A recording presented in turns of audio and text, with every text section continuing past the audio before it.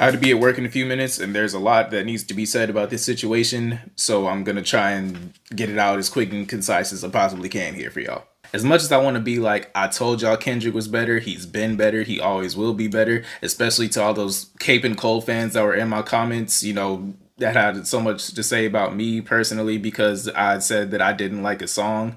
Although I do agree with the general public with a lot of sentiments on how they feel about Cole's apology,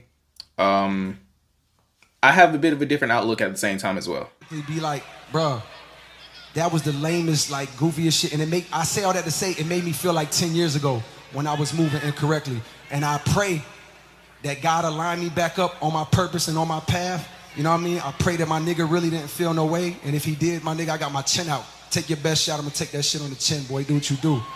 From my perspective, this is just on the outside, me looking in, as well as just going off of what Cole said in his apology. For one, Kendrick Lamar's discography is great. Stop trying to discredit that nigga just to boost up some other nigga who isn't as good as him.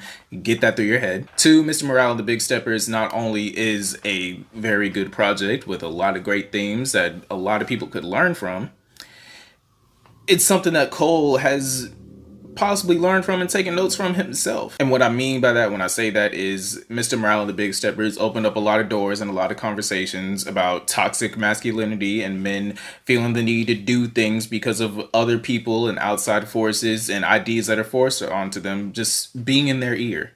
And then 2 days later, after Cole did something that was fueled by a lot of people being in his ear and all these other ideas about what a man should do and all that hoopla, he felt like shit after doing it. Not only that, but in the same way that Kendrick ended off his album by saying that he was going to choose himself, Cole did the same thing in this situation. His friends were telling him, hey, don't go on stage saying all that shit, apologizing and stuff.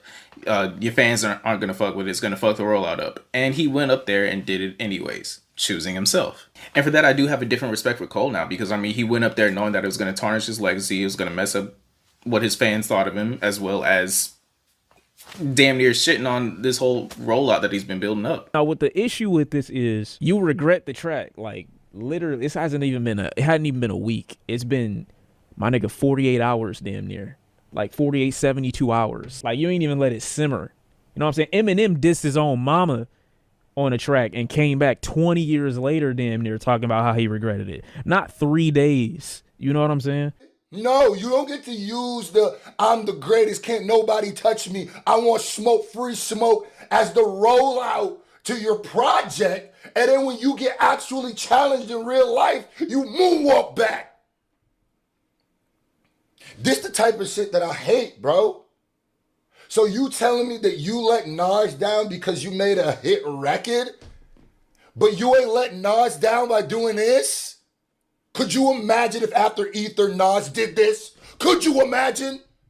This is the most anti-hip-hop shit Cole has done. If push come to shove, shut the fuck up, J. Cole. Talk! One kidney shot at least. Hey, nigga told him to be humble. I don't want to hear the word humble and no fucking rap at all. Imagine all this time Scarface is doing all this shit, sending out these shots, and then Sosa walks up to him and he's like, I'm sorry. It's like, yo, what? He's not even about it, bro. Nigga fold. That, you know, as I said, that relatable, motivational, yo, I feel that.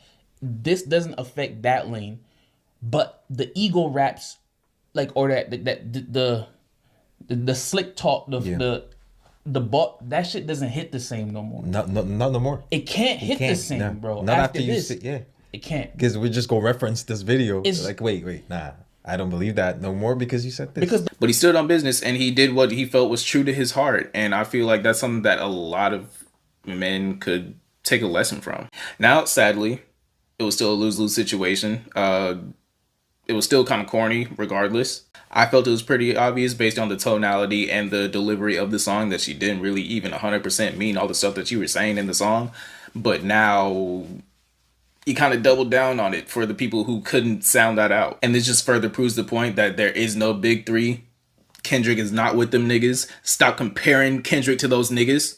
And when you further contextualize things, it does look even worse when you look back and you see when No Name had called him out for being a bit performative and not necessarily standing on all the morals and principles that he was portraying during the BLM movement and stuff. Y'all were there, y'all know. And it truly is sad to see him do this and further affirm himself as a bronze medal ass nigga, saying that he's grateful to be in the same conversation as Kendrick and Drake. If you're grateful to be up there with them, you're not necessarily competing, you're just hovering at that point, which shouldn't be the case, because this is, at least in the past couple years, Cole has been at a lyrical and performative peak.